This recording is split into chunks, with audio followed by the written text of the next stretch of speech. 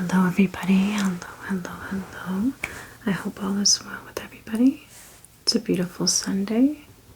I have my other psychic Salem here. Come here, Salem. Bigger black cat, right? Perfect for some spooky stories that I will be reading off my Kindle today. Say hi, Salem. Say hi to everybody.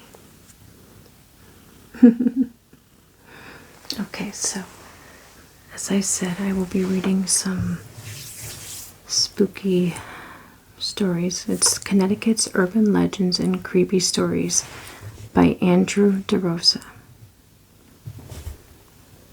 You've heard the legends. You may have even explored some of them.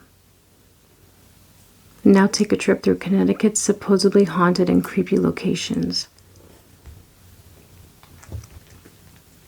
Ansonia Opera House.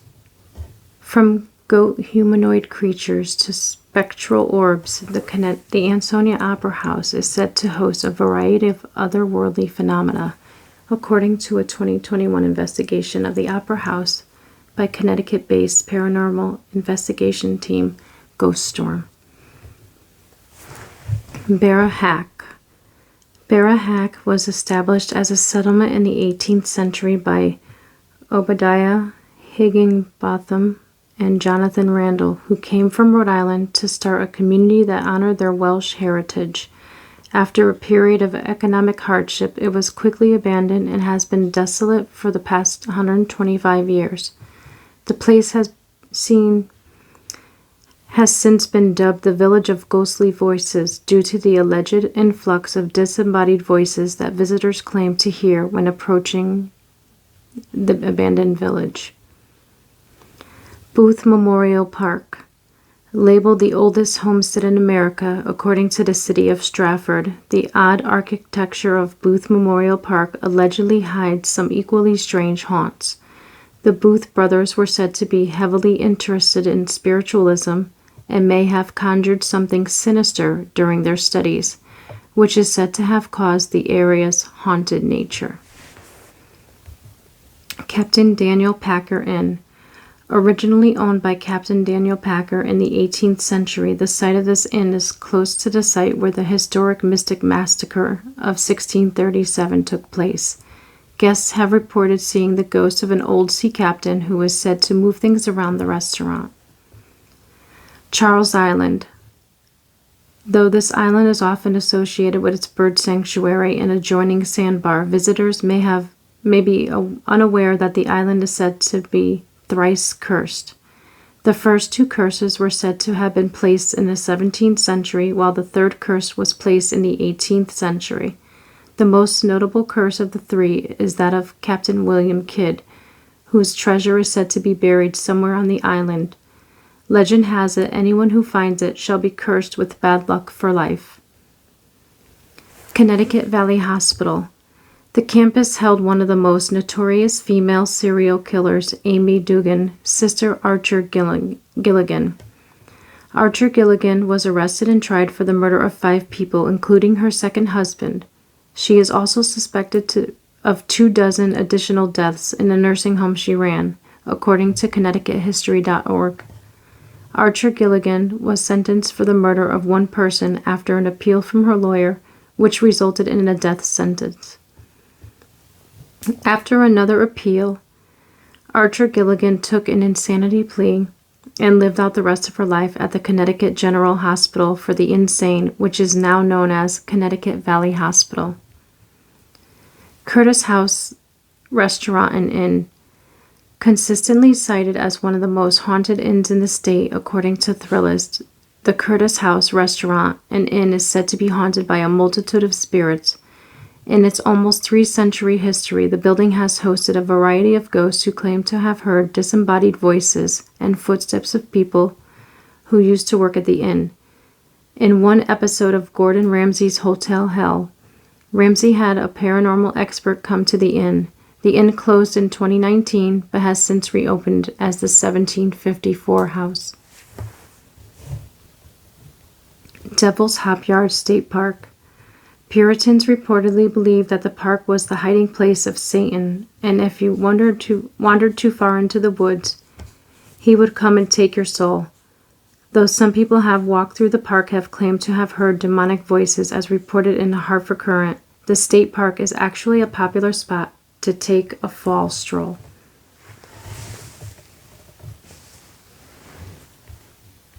Downs Road.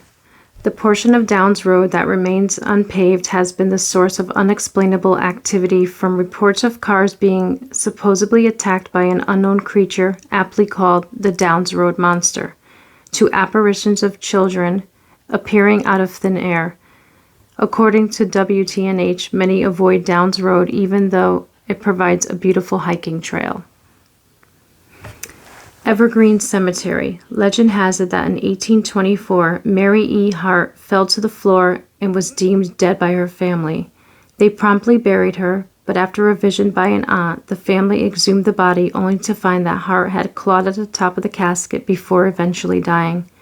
Midnight Mary, as she has been called, is said to still stalk the grounds. Fairfield Hills State Hospital. In the 20th century, the campus of Fairfield Hills State Hospital in Newtown served as a psychiatric hospital. In 1995, the facility was closed. However, those who have ventured into some of the abandoned sections of the campus have claimed to have seen shadow figures roaming the grounds, paranormal investigators have said. Before the property's eventual partial refurbishment by the town of Newtown, a series of tunnels were said to have existed to transport patients. Though some buildings remain abandoned, new areas have opened on the campus, including a brewery.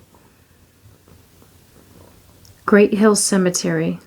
Local folklore has it that the former caretaker of the cemetery, who had a hook for a hand, hanged himself from a tree in the cemetery.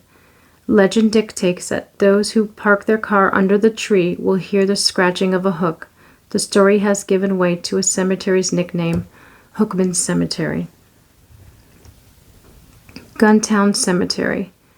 Deep in Naugatuck is a cemetery that paranormal investigators Ed and Lorraine Warren deemed haunted, from sightings of a man leading a horse through the cemetery to reports of music playing out of thin air. This cemetery is said to boast a variety of haunts. Holy Land, USA. Anyone who has driven through Waterbury has seen the huge cross on the hill overlooking I-84. It's the symbol of Holy Land, USA, a defunct religious theme park that had been slowly decaying since the 1980s. It was erected by devout Catholic attorney John Greco in 1955 and featured replicas of biblical sites that people would come visit by the busload. According to Discovery Today, it's a creepy curiosity. Little People's Village. A mystery in its own right, the Little People's Village of Middlebury was rumored to have been built by a man whose wife claimed to have seen fairies in the area, a Connecticut magazine article details. The area around the village is said to be haunted by the spirits of said fairies. Mansfield Training School and Hospital. Now situated on the UConn campus, this building used to be a hospital for people who suffered from various illnesses. At the time, a federal lawsuit was filed after the discovery that patients were subject to inhumane and unconstitutional conditions, according to the Hartford Courant. The hospital was shut down in 1993. However, people have gone to explore the area, claim to hear disembodied voices, and witness spirit mists. Norwich State Hospital. Norwich State Hospital checks off all the boxes for your run-of-the-mill creepy abandoned asylum. Crude medical equipment and reminders of its dark past littering the ground. Check. Mostly demolished except for a few well-intact buildings. Check. Reports of orbs and voices inside the buildings. You bet. The hospital is currently not in operation and has been partially demolished. Old Remington Arms Mutants Factory.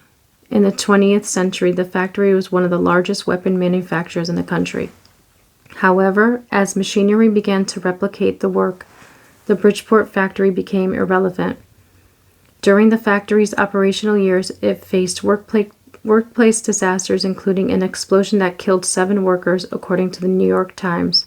To this day, people who voyage near the factory claim to see figures lurking in the shadows, as well as hear disembodied voices.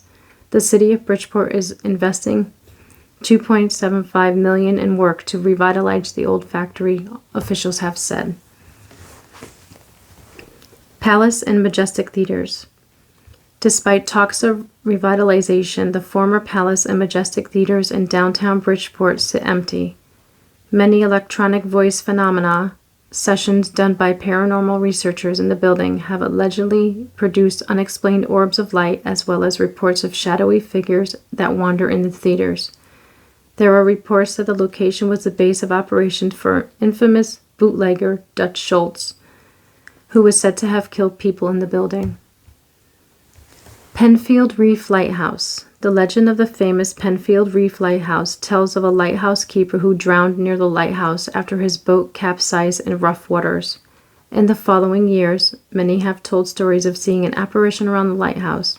On some occasions, the apparition is said to have saved people who almost drowned or capsized near the lighthouse. Seaside Sanatorium. The Seaside Sanatorium was originally built as a hospital to treat children suffering from tuberculosis in the early 20th century, according to the New York Times. Electronic voice phenomena sessions conducted by paranormal researchers inside the now abandoned sanatorium are said to have conjured up orbs and voices that supposedly belonged to former patients. Seventh-day Baptist Cemetery. Guests of this haunted graveyard report seeing a green mist to which they say belongs to the Green Lady. The legend goes that Elizabeth Palmater died in the 19th century after drowning in a nearby swamp. She called for help, but alas, no one heard her scream. She is said to stalk the grounds at night. Snake Meadow Hill Road. Did you know that there is a gravity hill in Connecticut? The legend says that if you put your car in neutral at the intersection of Snake Meadow Hill Road and Main Street, your car will climb up the hill.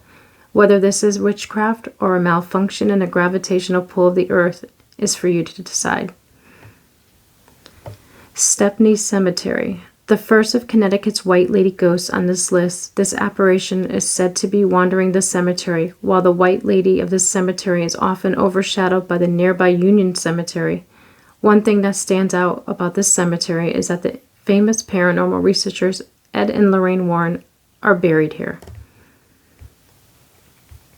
Sterling Opera House.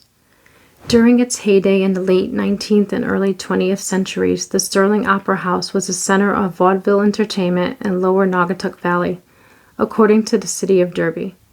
After closing down in 1945, people who have visited the now-defunct theater report seeing orbs of light and apparitions. In some cases, people have reported hearing the voices of children. The Warrens Occult Museum. While you can't enter the most haunted museum in Connecticut, all you need to know is that it houses some of the creepiest artifacts that have ever been acquired by Ed and Lorraine Warren, including the one and only Annabelle doll. The Yankee Peddler Inn. Boasting a haunted backstory, this inn was the inspiration behind the hit 2011 horror film The Innkeepers. The most haunted room in the inn is room 353. Which is where founder Alice Conley was rumored to have died. Guests of the room report strange smells and apparitions appearing before them, according to the Republican American. The inn is now shuttered. Union Cemetery. Perhaps one of the spookiest spots in Connecticut, according to the Daily Voice, the cemetery was the subject of paranormal investigators Ed and Lorraine Warren's book, Graveyard. Legend says the cemetery is haunted by a spirit called the White Lady, who is said to have been killed there after murdering her husband. She has been reported to dive in front of cars, only to have the driver stop their car and see nothing in the road. There is a rumor of a spirit that roams the grounds called Red Eyes, who watches guests of the cemetery in the shadows.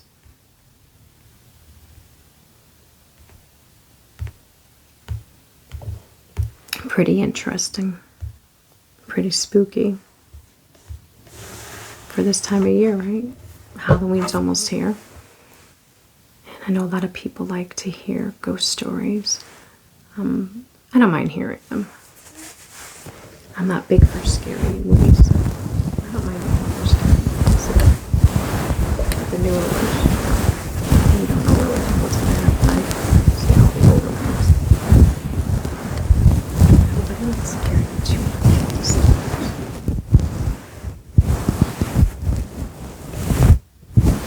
Until the next video, everybody.